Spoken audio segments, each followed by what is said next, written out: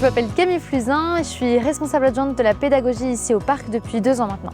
Le métier de pédagogue dans un parc animalier, ça consiste à transmettre aux visiteurs les valeurs du parc et surtout les valeurs de la conservation qu'on a nous ici au parc. Et donc c'est faire la rencontre entre les animaux et les visiteurs.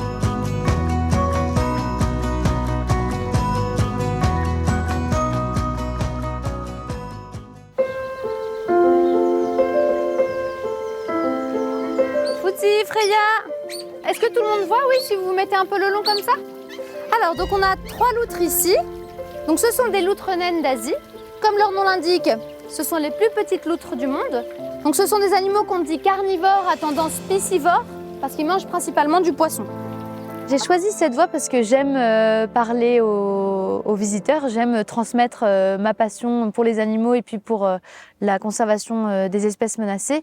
Et j'aime vraiment transmettre et les animaux évidemment, donc c'était vraiment le bon compromis entre les deux. Bonjour. Est-ce que vous êtes là pour avoir des infos sur les lions? Oui. Donc on a 2 lions ici. Donc ce sont des lions d'Afrique. Alors c'est un gros chat, un lion dort pendant beaucoup de temps de la journée, donc là ils sont couchés. De manière générale, tous les jours, on propose les animations publiques où là les personnes peuvent venir nous voir, nous écouter s'ils ont envie. S'ils veulent rester 5 minutes, ils peuvent, et puis c'est ouvert à tout le monde. Donc là on essaie de sensibiliser, on va dire, le plus grand nombre de personnes. Ensuite on fait aussi des nourrissages privés. Alors je vous montre juste comment on jette avant. Donc là j'ai un petit bout de fruits. Hop. Et comme ça, alors là ils sont 2, donc j'essaie de jeter 2 bouts, comme ça je suis sûre que tout le monde est content, ok? C'est vraiment un outil pédagogique d'avoir des ratons laveurs parce que ça permet d'expliquer que le fait de les avoir relâchés dans la nature et qu'ils se soient acclimatés à notre écosystème, ils prennent la place d'autres animaux. Par exemple, ils vont manger peut-être la nourriture des renards, ils vont en plus aller fouiller dans les poubelles. Voilà, c'est vraiment un problème ici chez nous. Bonjour! Est-ce qu'il y a des personnes qui sont là pour le nourrissage des girafes? Alors vous êtes combien? Parce que normalement je dois avoir... Les 2. Vous êtes 2?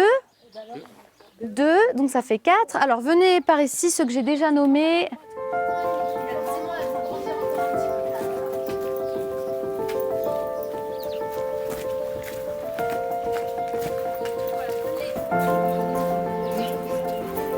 Ce sont des girafes de Rothschild. Et donc, on a des femelles girafes de Rothschild et un mâle girafe de Rothschild parce que dans la nature, ils se reproduiraient entre eux. Donc, nous, on ne va pas créer des hybrides dans un parc. C'est pour ça qu'on a fait partir nos 3 autres mâles et qu'on a reçu 2 nouvelles femelles.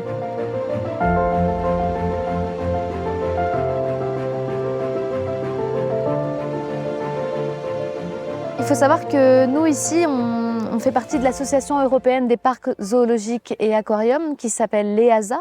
Et en fait, c'est l'EASA qui régit en Europe un petit peu tous les animaux captifs qu'on a. Donc on choisit évidemment les espèces qu'on présente. Si on veut présenter des girafes de Rothschild, on présente des girafes de Rothschild. Mais par contre, on ne choisit pas les individus qu'on a. C'est une personne en Europe qui va s'occuper d'une espèce et cette personne va nous dire je vais vous envoyer cette girafe-là qui vient du zoo de Berlin et elle ira bien avec votre mâle pour se reproduire parce qu'ils ont étudié au préalable et génétiquement leur descendance sera intéressante pour la conservation de l'espèce. Est-ce que tu veux que je le fasse avec toi? Vas-y, tu as déjà fait avec des chevaux. Ouais. Alors si tu as déjà fait avec des chevaux, voilà, tu mets ta main comme ça, parfait. Il est très délicat, il n'a pas de dents en haut, donc il ne va pas pouvoir te mordre. Voilà, t'as vu? Il y a beaucoup de visiteurs qui ne savent pas en fait réellement tout ça. Ils pensent peut-être qu'on achète les animaux, ils pensent peut-être qu'on va les chercher dans la nature, alors que tout ça n'est qu'échange entre parcs. Il n'y a pas de notion d'argent, on n'achète pas les animaux. C'est nous qui transmettons aux visiteurs vraiment le pourquoi un parc animalier, qu'est-ce qu'on y fait et quelles sont nos valeurs ici. J'essaye de tout faire pour qu'ils viennent, mais c'est pas forcément si évident que ça de les faire venir. Est-ce que vous avez des questions sur les girafes ou sur autre chose d'ailleurs, d'autres animaux Ça va? Toutes les journées ne se ressemblent pas, c'est toujours très très différent. Il y a des journées où ça va être plutôt du bureau, on va faire tout ce qui est conception des panneaux, On travaille aussi sur différents projets, donc les aires de jeu par exemple. Il y a des journées où je vais pouvoir être totalement sur le terrain. On fait des soigneurs d'un jour, là ça va être 3 heures où on va aller voir des soigneurs et plein d'espèces différentes. Et donc là on va pouvoir sensibiliser plus en profondeur peut-être les personnes vu qu'on passe plus de temps avec eux. On doit aller nourrir là maintenant bientôt les potamochères. Donc les potamochères, il va falloir trouver leur ration du soir. Alors à ton avis, qu'est-ce qu'ils mangent les potamochères, Juliette? Est-ce que tu sais? Est-ce que tu sais ce que mange un cochon? De la viande. Alors le cochon, il est omnivore, il mange de tout. Donc du rotan et la femelle, c'est Draca. J'ai pas de relation particulière avec les animaux. Je les vois à peu près tous dans le parc, mais de manière assez ponctuelle. C'est vrai que la pédagogie, on est vraiment au centre de plein d'autres services. On communique beaucoup avec les soigneurs. Effectivement, comme c'est eux qui s'en occupent à la journée, il faut qu'on s'adapte avec eux, il faut qu'on s'adapte aux heures de nourrissage, aux heures de nettoyage.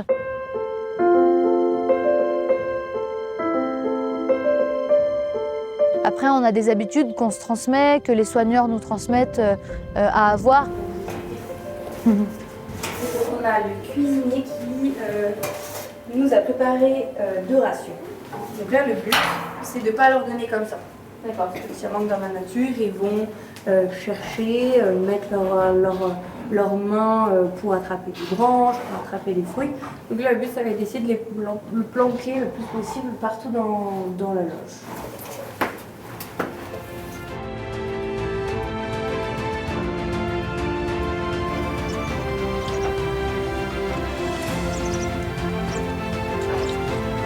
Je vais vraiment essayer d'utiliser les animaux pour sensibiliser les personnes. Je pense que si on arrive vraiment à utiliser l'animal et à faire un lien avec toute cette conservation, j'ai vraiment l'impression que les personnes retiennent ce qu'on leur transmet.